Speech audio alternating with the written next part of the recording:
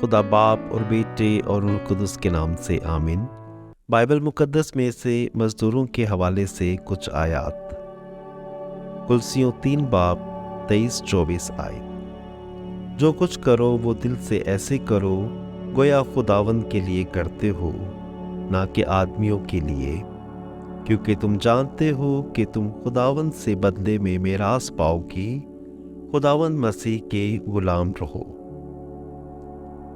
मुकद्दस मत्ती 5 बाब 16 आयत। इसी तरह तुम्हारी रोशनी आदमियों के सामने चमके, ताकि वो तुम्हारे नेक कामों को देखें और तुम्हारे बाप की जो आसमान पर है तमजीद करें।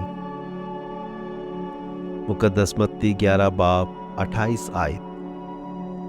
ऐ सब थके मांदो और बोझ से दबे हुओ, मेरे पास आओ, मैं तुम्हें आराम दूंगा।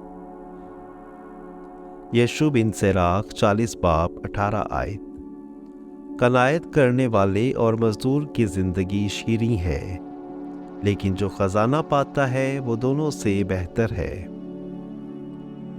जामे 3 बाब 22 आयत। सो मैंने देखा कि इससे कुछ अच्छा नहीं कि इंसान अपने कामों में खुश रहे, इसलिए कि यही उसका बखरा है, क्योंकि कौन उसे फिर लाएगा कि जो कुछ माबाद होगा उसे जाने।